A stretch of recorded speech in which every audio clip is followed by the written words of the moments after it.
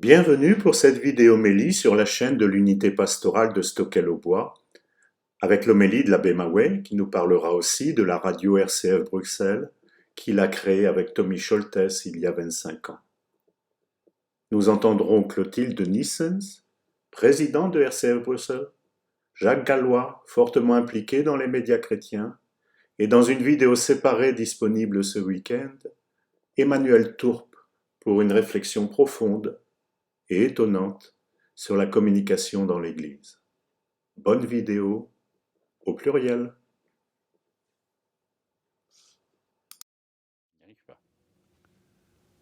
Bonjour. Nous sommes le 5e dimanche du temps ordinaire et voici l'Évangile de Jésus-Christ selon saint Marc. En ce temps-là, aussitôt sorti de la synagogue de Capharnaüm, Jésus et ses disciples allèrent avec Jacques et Jean dans la maison de Simon et André. Or, la belle-mère de Simon était au lit, elle avait de la fièvre, et aussitôt on parla à Jésus de la malade. Jésus s'approcha, la saisit par la main et la fit lever. La fièvre la quitta et elle les servait. Le soir venu, après le coucher du soleil, on lui amenait tous ceux qui étaient atteints d'un mal ou possédés des démons. La ville entière se pressait à la porte.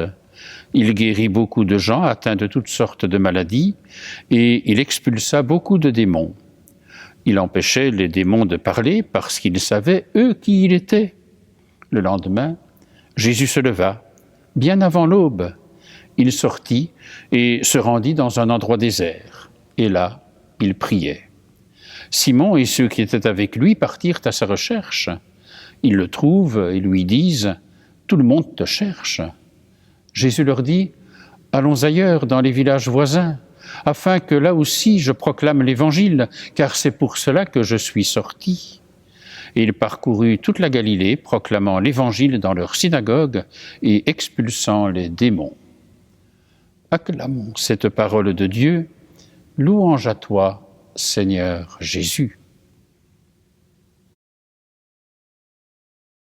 Frères et sœurs, quand on écoute l'Évangile de ce dimanche, on pourrait imaginer une équipe de RCF, la radio chrétienne francophone, puisque nous consacrons cette vidéo-homélie aussi au 25e anniversaire de RCF à Bruxelles, une équipe de RCF allant à la suite de Jésus faire un reportage sur une journée de Jésus depuis un matin jusqu'au lendemain matin, ou de voir un petit peu tout ce qu'il a fait. Et c'est vrai qu'il y a des lieux, il y a des moments, je dirais tout ce qu'il faut pour faire un reportage. Mais vous le savez, l'intention de l'évangéliste n'est pas simplement journalistique, elle est surtout théologique. Et donc il nous faut entrer dans ce que veut dire ce texte par rapport à, je dirais, cette journée de Jésus, car en fait c'est vrai, lorsqu'on relit l'évangile de ce 5e dimanche du temps ordinaire, c'est au fond, je dirais, une journée type, une journée de Jésus. Alors, il est à la synagogue, il va quitter la synagogue pour aller chez Simon et André avec Jacques et Jean, et il commence par rencontrer la belle-mère de Pierre qui est malade. Alors, c'est là peut-être quelque chose qui est intéressant de savoir, c'est Jésus qui rencontre des membres de la famille de ses apôtres. On nous dit que les apôtres ont tout quitté, c'est vrai, et je crois qu'il faut le prendre vraiment de façon très radicale aussi, mais ils n'ont pas pour autant tout abandonné. Le père des fils de Zébédée, la belle-mère de Pierre, etc., je dirais, sont des personnes qui sont présentes aussi dans les évangiles. Alors que se passe-t-il? C'est intéressant de voir la façon dont Jésus va maintenant guérir la belle-mère de Pierre. Qu'est-ce qu'on nous dit? D'abord, il s'approche. Ensuite, il lui prend la main. Enfin, il lui dit de se lever, et alors, la fièvre la quitte. Reprenons peut-être rapidement ces différentes étapes. Quand on nous dit que Jésus s'approcha d'elle, ça veut dire que Jésus se rend proche. Il y a une proximité de Jésus. Et je crois que c'est important à retrouver. Il lui prend la main, il la touche. Et en ce temps de pandémie où l'on sait que c'est difficile de se toucher, de se donner la main, de s'embrasser, on prend peut-être aussi la mesure et l'importance de ce que c'est que le toucher. Jésus lui prend la main, il la touche. Et puis alors, il la fit lever. Et quand on regarde, quand on lit ce qui est dit quand il la fit lever, on retrouve l'étymologie du mot qui est de dire « il la ressuscite ». Il y a donc déjà dans la guérison de la belle-mère de Pierre le signe et la promesse de la résurrection. Oh, bien sûr, on le lit maintenant dans la lumière de la résurrection, mais c'est intéressant de voir que l'évangéliste a voulu mettre ce mot qui est de dire « elle est ressuscitée ». Et alors la fièvre la quitte, ça veut dire qu'elle est apaisée, et elle les sert. C'est déjà ici toute la diaconie. Vous savez l'importance de la diaconie dans l'Église, c'est une façon de dire le service. Hein. Alors ce n'est pas pour dire que Jésus l'aurait guéri pour qu'elle puisse les servir après, c'est pas de ça qu'il s'agit, mais la mission même de quelqu'un qui est guéri, c'est de rendre ce service, c'est-à-dire d'être dans l'état de service, d'être dans la diaconie. Et alors le soir venu, il y a les malades qui viennent devant la porte de là où ils sont. Le soir venu. Permettez-moi peut-être de redire quelque chose par rapport à la perception du temps chez les Juifs. Et c'est très beau, c'est très beau. Vous savez, nous, lorsque on dit que c'est demain, bien finalement c'est après minuit. Enfin, quelque part, c'est parce que il y a 24 heures, 0 heure, minuit, le temps où on passe à un autre jour. Chez les Juifs, ce n'est pas comme ça. C'est ce qui marque la fin de la journée et le début d'une autre, donc, c'est le coucher du soleil. Quand le coucher du soleil se fait, quand le jour baisse, il y a le jour nouveau qui apparaît. Alors c'est vrai qu'on a vu Jésus avec ses disciples qui quittaient la synagogue, donc on était sans doute un jour de sabbat. Et alors les gens ont attendu la fin de la journée du sabbat pour venir vers Jésus. Parce que à ce moment-là, au moment du coucher du soleil, on est déjà quelque part le dimanche, hein, pour dire ainsi. Enfin, vous voyez, c'est intéressant d'entendre la façon dont on parle du temps dans la culture et dans la chronologie juive. Et c'est vrai que l'évangile d'aujourd'hui nous montre d'abord Jésus durant une journée, puis le soir venu, et alors on verra que le lendemain matin, il va prier. Mais ici, il y a Jésus qui vient et qui est chez lui, qui est chez la belle-mère de Pierre, et alors tous les malades qui viennent, qu'est-ce qu'on nous dit ? On nous dit que la ville entière se presse à la porte, qu'il guérit toutes sortes de maladies, qu'il chasse les esprits mauvais et qu'il les empêche de parler. Alors c'est vrai qu'il y a du monde et c'est toutes les maladies qui peuvent être guéries et donc il y a toutes sortes de maladies, tout ce qui concerne le mal, la maladie et particulièrement les esprits mauvais. Il les empêche de parler parce que finalement c'est ce qu'on appelle le secret messianique. Il vaut mieux se taire que de mal parler. Et c'est évident que lorsque les esprits mauvais prennent la parole, c'est pour dire « es-tu venu pour nous perdre ? Ne nous tourmente pas ». Ce n'est pas par un acte de foi qu'ils s'expriment, évidemment. Et donc, Jésus leur demande de se taire. Et alors, par après, dans le texte, on nous dit que le lendemain matin, avant l'aube, Jésus se lève, il va dans un endroit désert, et là, il priait, et tout le monde le recherche. Un peu pour nous redire que dans toute mission de Jésus, comme dans toute mission du chrétien, il y a toute la place de la prière. Et c'est vrai que l'action du chrétien, comme l'action de Jésus, s'enracine toujours dans cette relation à son Père. Et donc, retrouvons nous aussi des moments pour prendre le temps de la prière. C'est fondamental. Et alors, il y a la recherche de Jésus. Ils vont parcourir toute la Galilée après, parce que, dit Jésus, c'est pour cela que je suis sorti, pour annoncer la bonne nouvelle. Alors vous voyez ce reportage de la journée de Jésus qui aurait pu être fait par RCF, je vous le disais, ou par tous ceux qui sont, je dirais, les médias d'aujourd'hui, eh bien de retrouver finalement le sens profond de ce que cela veut dire. Une journée de Jésus pour l'accompagner dans son chemin, qui est un chemin de guérison, un chemin de prière et un chemin de mission. Amen. C'est le mardi 2 février dernier que RCF à Bruxelles a fêté son 25e anniversaire. Cette radio a été créée le 2 février 1996 et aujourd'hui nous voulons en quelque sorte marquer l'événement. Nous rencontrerons d'abord Clotilde Nissens, qui est présidente de RCF à Bruxelles, sénatrice honoraire, et aujourd'hui elle préside, je dirais, à cette radio, qui est la radio à Bruxelles, et c'est à ce titre que je lui ai demandé de nous dire quels étaient les objectifs et les défis de la radio chrétienne de Bruxelles aujourd'hui, RCF. Je lui cède la parole. Bonjour. Je suis donc la présidente de RCF Bruxelles depuis 1 an. Il y a quelques années quand même que je siège au conseil d'administration et je viens vous saluer en ce jour important, les 25 ans de la radio. Alors, je n'étais pas dans le milieu il y a 25 ans, mais maintenant, comme présidente, j'ai conscience de l'importance de cette radio. En fait, nous sommes une radio originale, singulière, particulière, qui donne du sens. Et je vois qu'en cette période de pandémie, les gens cherchent du sens, veulent retourner à l'essentiel. Et ça tombe bien, puisque notre radio, sans publicité, sans but commercial, existe pour incarner sa ligne éditoriale qui est être une radio chrétienne, francophone, à Bruxelles, capitale de l'Europe, capitale de la Belgique, et répondre aux attentes non seulement des chrétiens, et de faire état de la vie chrétienne à Bruxelles, mais aux attentes des auditeurs chercheurs de sens. C'est essentiel. Je crois qu'en cette période, les gens ont besoin de nourrir leur âme et de retrouver leur âme. Et donc, c'est le moment pour RCF Bruxelles de prendre de l'ampleur.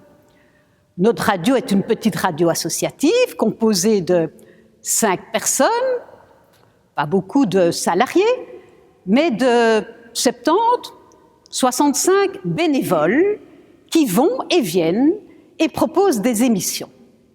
Des émissions en tout genre, puisque nous sommes une radio généraliste, chrétienne, ouverte sur le monde. Et comme présidente, j'ai plusieurs objectifs. Davantage faire connaître cette radio. On ne la connaît pas assez. Sa notoriété est défaillante. Pourquoi? Je ne sais pas. Mais donc, il faut absolument se professionnaliser, c'est-à-dire devenir une radio digitale, comme on dit maintenant, pour accentuer les valeurs de notre radio et les promouvoir. La promotion, c'est le maître mot de la radio maintenant. C'est bien de produire, mais si on ne fait pas connaître, cela ne sert à rien. Les méthodes, les techniques évoluent. Nous ne pouvons pas rester une petite radio située au 4e étage du vicariat, mais nous devons ouvrir les portes, se professionnaliser et davantage utiliser toutes les nouvelles technologies. Fameux défi. Alors pour vendre quoi? Mais pour vendre des émissions sur Bruxelles. Le but de la radio, c'est de rencontrer un maximum de gens, c'est-à-dire de demander à un maximum de gens de venir à la radio et de parler de leur vie de chrétien, mais leur vie de citadin, et de montrer comment Bruxelles est un endroit où l'on peut non seulement bien vivre, mais où l'esprit de l'humanisme chrétien est important.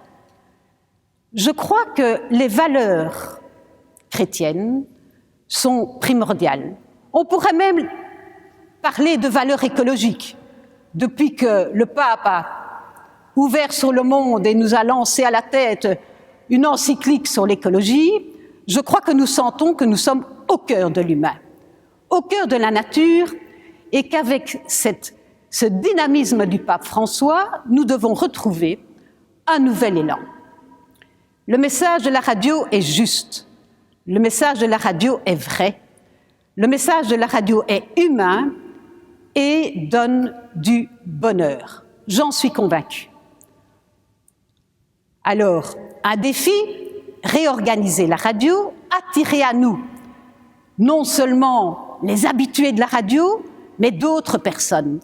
Aller sur les parvis et leur dire d'écouter la radio. Et puis nous avons une bonne occasion, puisque la technique évolue, et que bientôt nous irons vers le DAB, une radio numérique, et non plus la FM qui d'ici quelques années va s'éteindre, mais que l'on entendra mieux. Parce que vous me direz que c'est très bien d'écouter RCF, mais parfois c'est difficile à capter. Eh bien non, on va vers le DAB, on va vers une radio que tout le monde pourra mieux entendre, et c'est mon souhait d'être entendu. Merci à Clotilde Nissens, la présidente de RCF à Bruxelles. Mais vous savez, 25 ans de la radio, c'est en FM, mais depuis un an, il y a une autre radio RCF, c'est un RCF qui est diffusé sur DAB. Et cette radio, on peut l'écouter non seulement à Bruxelles, mais dans toutes les régions de la Wallonie et de Bruxelles. Alors, c'est l'occasion de rencontrer celui qui en est à la fois au fondement et qui assure la responsabilité de cette radio, c'est Jacques Gallois. Je l'ai rencontré. Je vous propose de suivre maintenant cet entretien.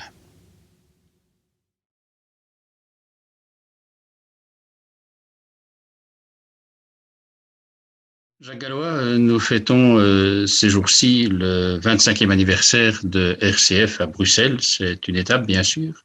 Et alors peut-être vous pourriez nous en parler aussi, mais je dirais, qui êtes-vous peut-être d'abord et comment êtes-vous concerné par RCF? C'est peut-être intéressant de commencer par là. Bonjour Philippe, je suis en fait un homme d'entreprise. Je suis dans le monde des entreprises à mi-temps. Je suis un administrateur de société et à mi-temps, eh bien depuis 6-7 ans, j'ai décidé de consacrer, c'est un peu fou mais c'est comme ça, de consacrer un mi-temps bénévolement pour développer les médias d'église. Et en fait, avant ça, dans ma carrière, j'ai travaillé un peu chez RTL et puis j'ai travaillé dans les technologies pour la télévision encore aujourd'hui. Donc, je trouvais qu'il était opportun de travailler à développer le contenu chrétien ou le contenu culturel, mais en tout cas que le temps digital qui est le nôtre aujourd'hui permet l'émergence de nouveaux médias et notamment avec le regard chrétien sur le monde. Oui, bien sûr. Et donc, il y a RCF. RCF, tu en as parlé. Que dire peut-être pour ceux qui n'auraient pas entendu, qui ne connaîtraient pas encore RCF? C'est quoi RCF? Alors, RCF, radio chrétienne francophone, pas catholique, chrétienne. Chrétienne, oui, tout à fait. Une dimension œcuménique. Il y a une dimension œcuménique qui est relativement importante. Donc, c'est une union de bénévoles avant toute chose, beaucoup de bénévoles. Et puis, alors, on a des collectes de dons, on a des fonds qui nous permettent d'engager quelques permanents qui, eux, assurent la continuité d'antenne. Voilà.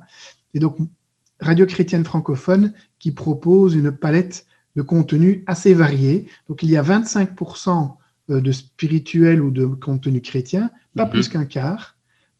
Et puis, il y a probablement 20% de musique, sous toutes ses formes. Et puis, il y a en gros 50% de magazines, culture, société, littérature, d'actualité du monde. Une radio généraliste, en quelque sorte. Absolument, absolument. Et puis 5% d'actualité. Ce n'est pas le moindre, en fait. Il développe beaucoup d'actualités. Et moi, personnellement, donc pour le moment, je suis bénévole dans différentes RCF, mais je suis avant tout le directeur bénévole de la nouvelle radio Une RCF Belgique, qui diffuse maintenant en DAB+, sur l'ensemble de la Belgique francophone. Ça, on va en parler parce que je crois que c'est vraiment une nouveauté. Et après 25 ans, c'est une étape non pas seulement technologique, mais qui a d'autres enjeux aussi. Alors, s'il fallait parler des défis, parce que tu disais que par rapport aux médias chrétiens, il y a quand même pas mal de défis à relever. Aujourd'hui, quels défis à relever? Alors, le premier défi actuel, c'est, je dirais, de nous faire connaître. C'est-à-dire qu'on se rend bien compte. C'est une notoriété. C'est une question de notoriété, tout à fait. Donc, tout le monde est habitué à écouter les grandes radios publiques ou les grandes radios commerciales. Et donc, il faut faire savoir qu'il existe des nouvelles alternatives de radio, que RCF existe. Ça grandit et positivement. Donc, on a déjà fait des études de notoriété. Et donc, dans les zones où RCF existe en Belgique, donc à Bruxelles et à Liège en particulier, le taux de notoriété est de l'ordre de 10% de la population. C'est pas beaucoup. Pas beaucoup, parce que chez RCF, on a d'abord mis l'accent sur le développement de l'antenne et on n'a pas tellement mis de développement sur le côté marketing, notoriété. Et en fait, pour le moment, on développe des campagnes importantes pour faire augmenter la notoriété de cette belle radio.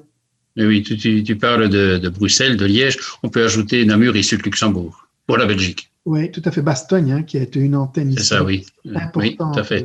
Sur RCF, et puis Namur, en effet, 4 radios locales qui ont précédé la nouvelle radio maintenant nationale, oui. C'est ça. Alors, 25 ans, finalement, je peux m'en rappeler aussi, mais que dire aujourd'hui, après 25 ans, c'était un 2 février, une date qui n'est pas n'importe laquelle, 25 ans d'histoire. Alors, Philippe, c'est un honneur pour moi d'être interrogé par toi, puisque toi, le fondateur, ton nom apparaît dans les statuts de RCF Bruxelles. Et donc, Avec le père Tommy Scholtes, oui. Voilà, je ne fais qu'une chose, c'est d'essayer de gérer l'héritage que toi, d'autres avaient légué dans un monde de la transmission. C'est quelque chose de formidable. Donc, en effet, on fête les 25 ans de RCF en Belgique, et en particulier de Bruxelles, que tu as cofondé avec le père Tommy Scholtes, Bob Van Asch, toute une aventurier à l'époque. Et donc maintenant, RCF, en effet, grandit année après année. Et alors, justement, on veut inscrire la radio dans la pastorale. C'est pas toujours simple de faire de la pastorale en radio.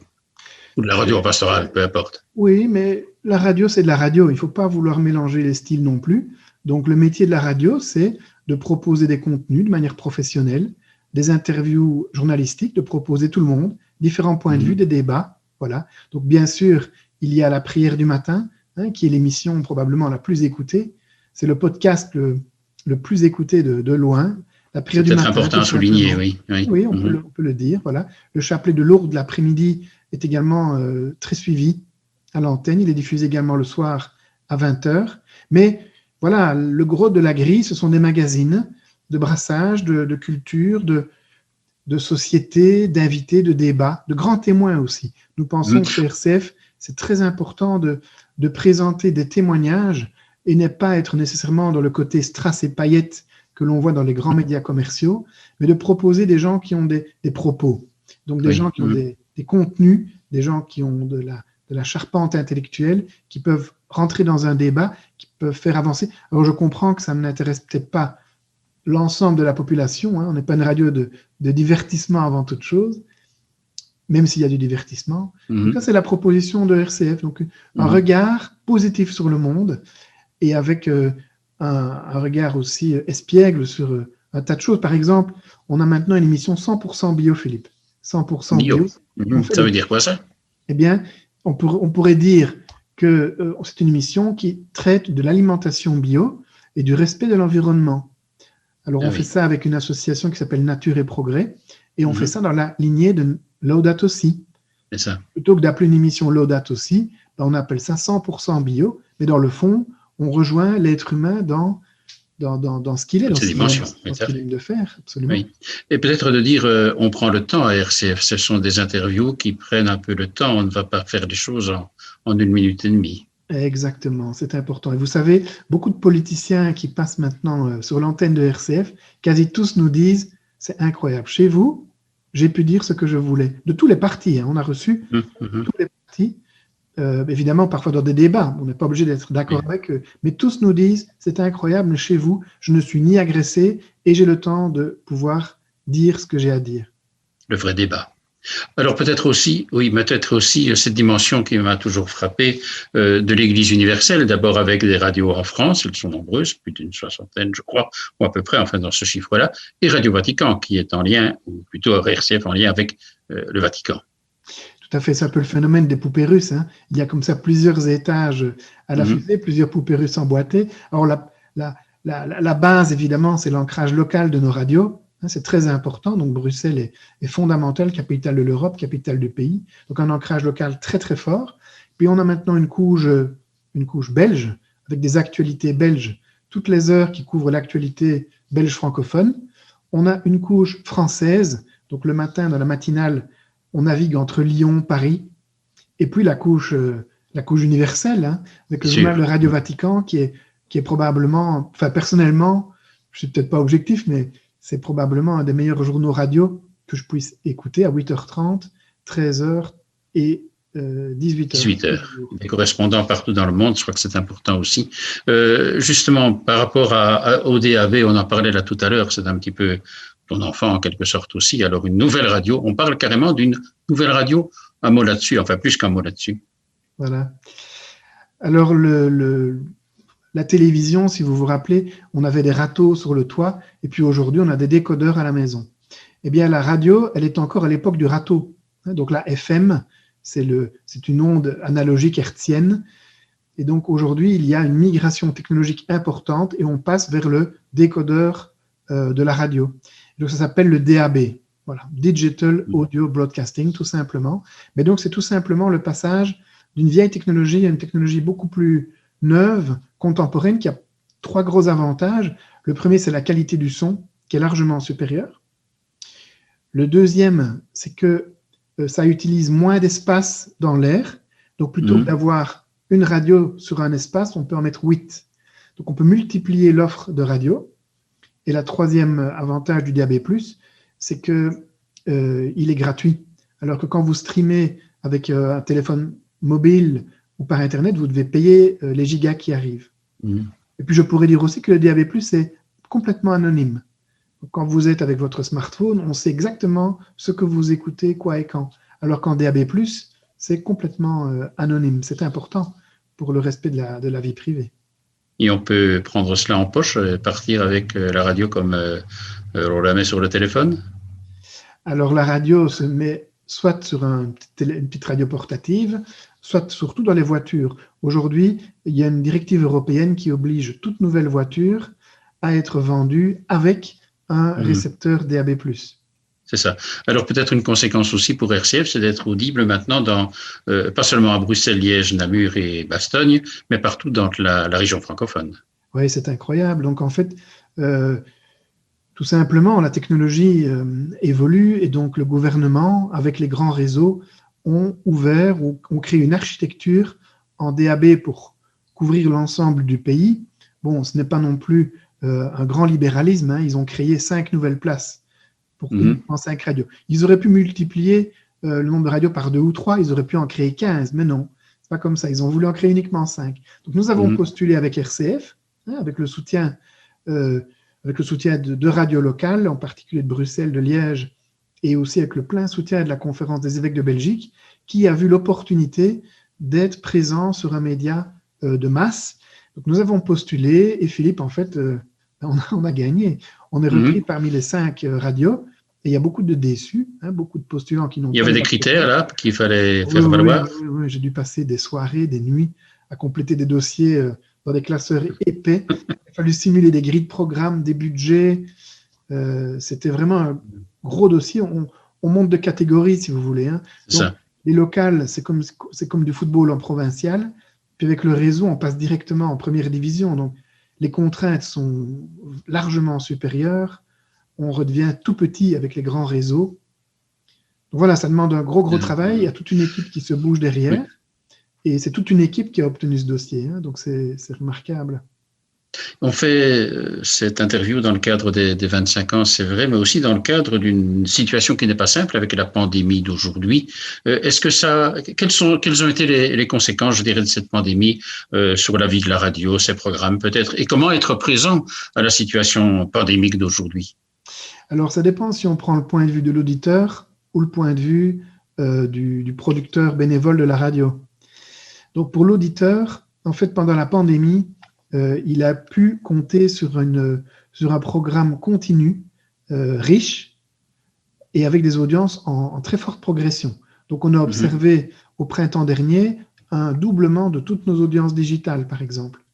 Donc, le podcast a doublé, tout a doublé. Oui. On a fait des émissions spéciales. On a fait la messe aussi, hein, premier confinement, tous les jours. Ça a complètement dopé les audiences de RCF pour l'accompagnement spirituel. Donc, du point de vue de l'auditeur, la radio est un vrai accompagnement. Maintenant, du côté interne, dans la cuisine de la radio, c'est compliqué, évidemment. Parce que ce que les auditeurs ne se rendent pas compte, c'est que RCF en Belgique, c'est 200 bénévoles, c'est 15 permanents, dans des conditions compliquées. On ne peut pas être facilement en studio, il faut se protéger. Et donc, les équipes ont redoublé d'efforts, d'énergie. Elles ont un mérite, croyez-moi, Philippe, exceptionnel. Tous les permanents, les journalistes et les nombreux bénévoles qui produisent leurs émissions à distance, qui le produisent par exemple avec des outils comme ceci, comme Zoom, ou d'autres. Donc les équipes ont beaucoup de mérite, mais croyez-moi, en interne, c'est très dur. C'est ça. Parce que la communication est rendue complexe, évidemment. Il n'y a plus le phénomène de la machine à café. Voilà. Mais en tout cas, les équipes font un travail qui est absolument remarquable, je tiens à le souligner. Et les auditeurs, eux, tout simplement, ils bénéficient d'un programme d'une qualité qui, je pense, se bonifie année après année. Alors, presque en conclusion, je dirais, si à l'occasion de ces 25 ans de RCF Bruxelles, tu devais adresser un message, bien sûr, on est ici avec la vidéomélie à la paroisse Saint-Alix et à Stockel-aux-Bois, mais à ceux qui sont les autorités politiques aujourd'hui et les évêques aussi, puisque c'est quand même une radio chrétienne, une radio aussi diocésaine, comme on dit. Alors peut-être à ces deux niveaux de leaders d'opinion et plus que ça de responsables politiques et religieux, qu'est-ce que tu dirais? Mais je dirais qu'il faut se réjouir. Il faut se réjouir d'être dans un pays de liberté d'expression, dans un pays où le débat est possible, dans un pays où on peut avoir différents angles de perception d'un problème et d'un dossier. Hein. Et donc, on peut être content de se dire que la radio chrétienne francophone est une radio ouverte. Il y a des débats, tout le monde y passe, qu'on soit libre penseur, qu'on soit chrétien, qu'on soit bouddhiste. Voilà. Évidemment, nous sommes chrétiens, mais croyez-moi, dans nos programmes, on crée un accueil pour beaucoup de monde. Et donc, RCF est une radio inclusive. On a démarré, par exemple, une émission pilotée par les musulmans, qui ont des choses aussi à nous apprendre. Et donc, nous travaillons vraiment à l'inclusion de la société. Donc, la religion, non pas comme phénomène de ghettoisation, mais la religion comme phénomène inclusif, comme elle l'a en fait quasi toujours été. Hein. Les hôpitaux n'ont pas été créés dans un souci de créer un ghetto, au contraire, dans le souci de nourrir et de faire grandir les autres. Et donc, je pense que le message à dire, c'est à nos autorités, c'est qu'il faut soutenir l'initiative libre, associative et non marchande, parce qu'il faut se rendre compte que nous ne vivons que des dons, que des dons. Il n'y a pas de déductibilité fiscale sur ce que nos donateurs nous donnent, c'est incroyable. Et donc, nous sommes la seule radio associative nationale et nos dons ne sont même pas déductibles. Donc, s'il y a une demande à faire, Philippe, bien, ce serait celle. Je suis sûr que le ministre des Finances nous écoutera à Stockel ou dans votre paroisse, à Saint-Alix, et donc il nous aura bien compris. Eh bien voilà, merci beaucoup en tout cas. Pas de regret d'avoir consacré ce mi-temps là par rapport au choix de départ pour toi. Non, parce que en fait, tout simplement, moi j'ai envie que ma vie soit une aventure. Hein. Alors avoir déjà mis Jésus dans ma voiture, c'est déjà une aventure en soi. Mais voilà, s'occuper de développement de projets chrétiens, médias en particulier, c'est une aventure, voilà, et donc je suis heureux de cela. Et donc ça donne du pep, ça donne du sel dans la vie. Et donc j'incite ceux qui nous écoutent maintenant et qui souhaitent s'impliquer chez RCF, contactez-nous, passez par Philippe qui connaît bien la maison évidemment, il l'a cofondée, ou contactez-nous, contactez la présidente de Bruxelles qui est Clotilde Nissens, Clotilde ou les équipes, voilà. Merci de votre bienveillance et de votre écoute. Merci à toi, merci aussi, merci à Marie-Ange Rossès qui nous a permis le support informatique et technique. Et donc, bon vent à RCF dans toutes ses dimensions. Merci Jacques. Merci Philippe et merci d'avoir fondé RCF Bruxelles. Merci beaucoup. Merci à Jacques Gallois. Et dans le cadre de ce 25e anniversaire de RCF à Bruxelles, ceux qui voudraient prolonger la réflexion concernant la place et la priorité de la communication dans l'Église et dans la vie des chrétiens peuvent se rendre sur la chaîne Stockel-aux-Bois, qui est diffusée sur YouTube, et regarder une riche et belle contribution d'Emmanuel Tourpe, qui est expert en communication et professeur de philosophie.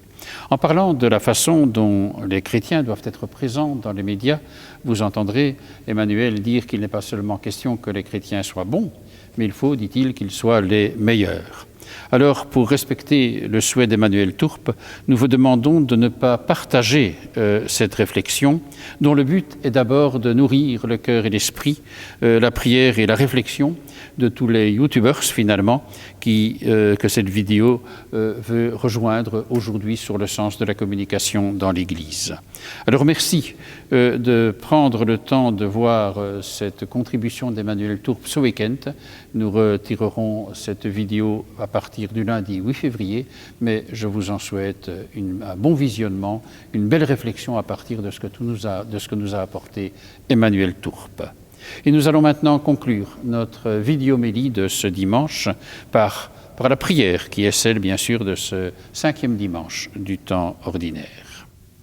Dans ton amour inlassable, Seigneur, veille sur ta famille, et puisque ta grâce est notre unique espoir, garde-nous sous ta constante protection. Nous te le demandons par Jésus-Christ, ton Fils, notre Seigneur et notre Dieu, qui vit avec toi, Père et l'Esprit Saint, pour les siècles des siècles. Amen. Oui, vraiment, le Seigneur est avec vous. Que Que le Seigneur nous bénisse et qu'il nous garde, lui qui est Père, Fils et Saint-Esprit. Amen. Nous approchons du carême, ce sera le mercredi des Cendres 17 février que nous célébrerons l'entrée en carême. Je vous rappelle que nous retransmettrons la messe en direct depuis notre église Saint-Alix. Ce sera ce mercredi 17 février à 19h30. D'ici là, nous aurons bien sûr la vidéomélie de dimanche prochain qui, en lien avec la journée des malades qui est le 11 février, Notre-Dame de Lourdes, sera une réflexion que nous avons demandée à Jean Hermès, qui est l'ancien vice-président des Mutualités chrétiennes. D'ici là, je vous souhaite une bonne semaine, d'abord un bon dimanche et à très bientôt.